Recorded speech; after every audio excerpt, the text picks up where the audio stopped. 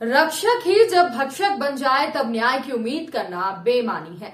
यूं तो खाकी पर पूरे समाज की सुरक्षा की जिम्मेदारी है, पर उज्जैन पुलिस में पदस्थ सब इंस्पेक्टर विकास देवड़ा ने उसी खाकी को दागदार कर दिया। खाकी का रौब दिखाकर वो एक शादीशुदा महिला को पिछले कुछ दिनों से अपने फ्लैट में बंधक बनाकर न केवल उसकी इज्जत लूट रहा था, बल्कि उसे ब्लैकमेल कर मारपीट भी कर रहा था। रविवार की दोपहर महिला किसी तरह उसके चंगुल से छूटकर फ्लैट से बाहर आ सकी। पति को साथ लेकर रिपोर्ट दर्ज करवाने के लिए चिमनगंज मंडी थाने पहुंच गई, पर महिला के थाने पहुंचने की भनक सब इंस्पेक्टर विकास देवड़ा को लग गई। बस फिर क्या था, अपनी हरकतों से खाकी पर काले खपोतने वाला सब इंस्पेक्टर विकास देवड़ा भी संघ सुप्रीमो की वीआईपी ड्यूटी छोड़कर सर्विस रिवॉल्वर लेकर थाने पहुंच गया। महिला और उसके पति को धमकाने की कोशिश करने लगा।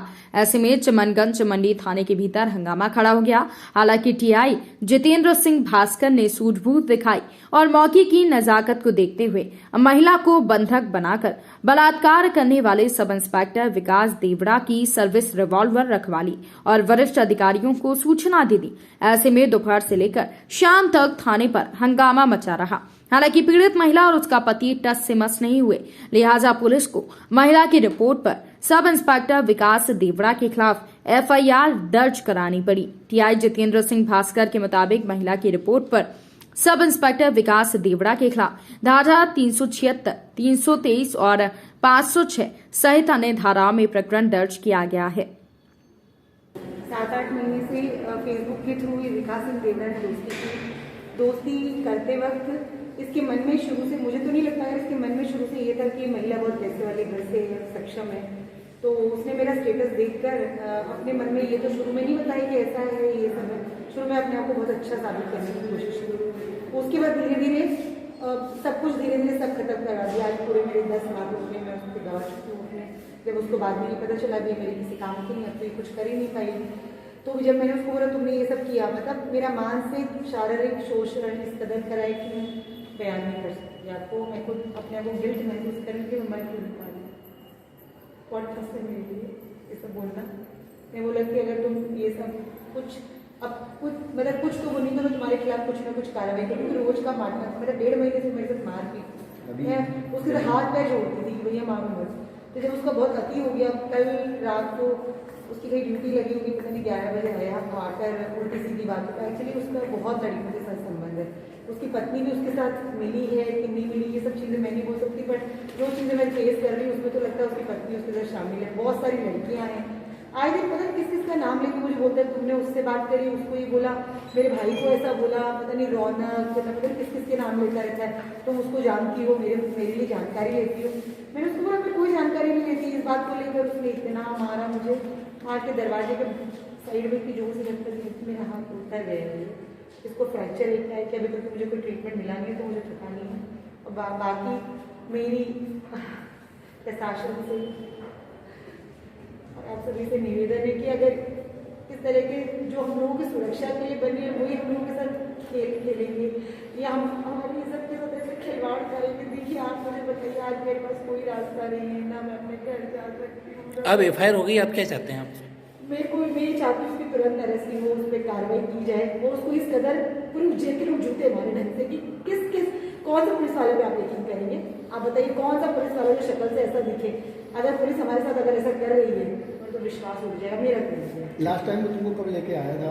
मुझे वो 1 से 1.5 महीने पहले, 1 महीना हो गया, उसने फ्लैट लिया। बोला देखो तुम चिंता मत करो, मैं तुम्हारे साथ हूँ। जब मैंने उसको धमकी दी मैं तुम्हारे खिलाफ कार्रवाई करूंगी, अब तुमको नहीं छोड़ूंगी, उसने इस कदर मारा कि मेरे कान का पर्दा फट गया।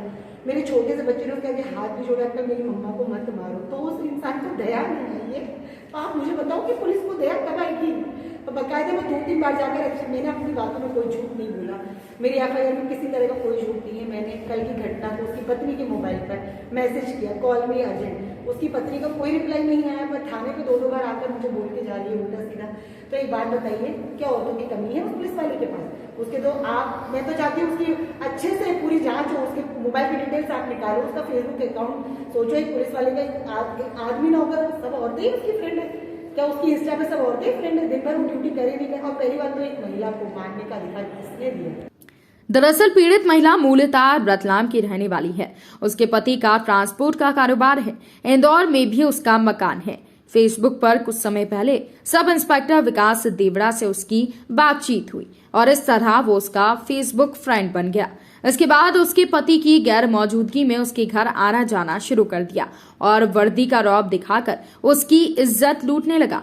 इस दौरान सब इंस्पेक्टर विकास देवड़ा ने महिला के अश्लील फोटो और वीडियो भी बना लिए। उन्हें वायरल करने की धमकी देकर उससे पैसे की डिमांड करने लगा। ब्लैकमेलिंग के डर से महिला को अपनी करीब 250 ग्राम सोने की ज्वेलरी बेचनी पड़ी और इस तरह पुलिस की छवि को दागदार करने वाले इस महिला प्रेमी सब इंस्पेक्टर ने महिला की मजबूरी का फायदा उठाकर उससे 10 लाख रुपए ऐंठ लिए। खाकी का खौफ दिखाकर महिला की इज्जत और पैसा दोनों लूटने के बाद पूरे पुलिस महकमे को कलंकित करने वाले इस महिला खोर का जी नहीं भरा तो इसने महिला को ब्लैकमेल कर 4 दिन पहले उज्जैन बुला लिया और अपने रेजिडेंसी स्थित फ्लैट में बंधक बना लिया। बलात्कार करने के साथ उसे पैसों के लिए ब्लैकमेल कर मारपीट करने लगा। पिछले 4 दिनों से महिला इस वर्दीधारी गुंडे का सितम सह रही थी। इसी बीच उसे मौका मिला तो उसने अपने पति को सूचना दी। पति आनन फानन में उज्जैन पहुंचा। पत्नी को साथ लेकर खाकी को दागदार करने वाले वर्दीधारी गुंडे विकास देवड़ा के खिलाफ एफआईआर दर्ज करवाने के लिए थाने पहुंचा।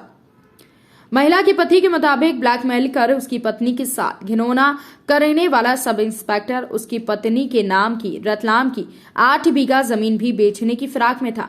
इसके लिए उसने उसकी पत्नी के साथ शादी करने का ढोंग भी किया। शादी जैसे फोटोग्राफ बनवा लिए। हरकत करी है सब इंस्पेक्टर देवड़ा ने, क्या पूरा मामला है?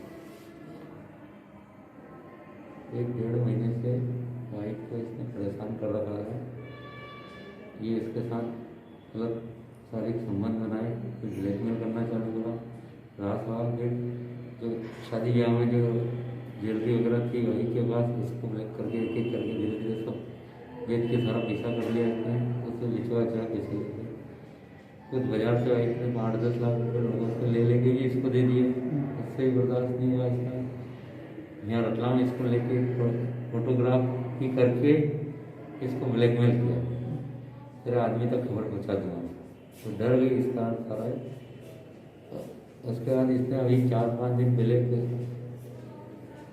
यहाँ एक फ्लैट ले रखा है उसने इसको दबाव बना के वहाँ से यहाँ लाया।